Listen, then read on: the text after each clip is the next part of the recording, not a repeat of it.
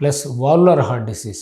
Valvular heart disease అంటే మనకి rheumatic heart disease అంటారు. స్ట్రెప్టోకోకల్ బ్యాక్టీరియల్ వల్ల వచ్చే ఇన్ఫెక్షన్, అంటే స్ట్రెప్టోకోకల్ థ్రోట్ ఇన్ఫెక్షన్ వచ్చినప్పుడు కొద్దిమందికి ఈ స్ట్రెప్టోకోకల్ యాంటీబాడీస్ పోయి జాయింట్స్ మీద, హార్ట్ మీద కూడా ఎఫెక్ట్ అయ్యి హార్ట్లో వాల్వ్స్ని ఎఫెక్ట్ చేస్తుంది అనమాట.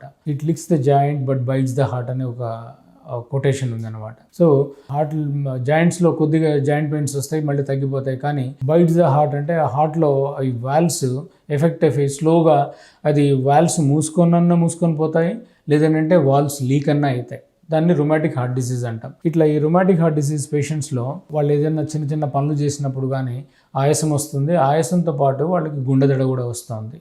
కొంచెంమంది కళ్ళు తిరగడము అట్లాంటివి కూడా జరుగుతాయి.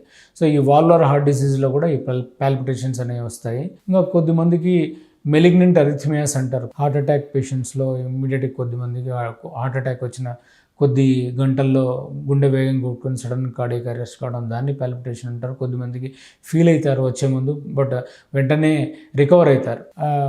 అట్లనే కొద్దిమందికి కంజెనిటల్గా డిజార్డర్స్ ఉంటాయి. లాంగ్ క్యూటీ సిండ్రోమ్స్ అంటారు. కొంతమందికి అర్థమోజెనిక్ రైట్ వెంట్రికులర్ డిస్ప్లేషియా అంటారు. కొంతమందికి బ్రుగడా సిండ్రోమ్ అంటారు. ఇటువంటి పుట్టుకతో వచ్చిన హార్ట్ కండిషన్స్లో ఏమైందంటే వాళ్ళకి ఉన్నటువంటి గుండె వేగంగా కొట్టుకోవడము, కొద్దిమందికి సడన్గా అన్కాన్షియస్ అయిపోయి ప్రాణాపాయం వస్తుంది. ఇవన్నీ దానికి తగ్గట్టు, ఆ జబ్బుకు తగ్గట్టు మనము ఐడెంటిఫై చేసి దానికి తగ్గట్టు ట్రీట్మెంట్ తీసుకుంటే దాని నుంచి బయటపడవచ్చు. ఇట్లా ఈ పాల్పిటేషన్స్ కొన్ని ఫిజియలాజికల్, ముందు నేను చెప్పినట్టు స్ట్రెస్, యాంగ్జైటీ, ప్యానిక్ డిజార్డర్స్, కొన్ని డ్రగ్స్ వల్ల, ఇవన్నీ మనం డ్రగ్స్ అవాయిడ్ చేసుకోవడము, లేకపోతే ఓవర్ డోసేజ్ అనేది అవాయిడ్ చేయాలి. నేసల్ డీకంజెషన్స్ కానీ, బ్రాంకియల్ ఆస్తమాకి వేసుకునేవి కానీ డాక్టర్ గారు ప్రిస్క్రిప్షన్ చెప్పినంత కాలమే వేసుకోవాలి. అదే వాళ్ళ ప్రిస్క్రిప్షన్ అయిపోయిన తర్వాత కూడా కంటిన్యూస్గా నాకు బాగుందిలే అని అట్లా వేసుకోకూడదు, ఎందుకంటే దానివల్ల సైడ్ ఎఫెక్ట్స్ వస్తాయి.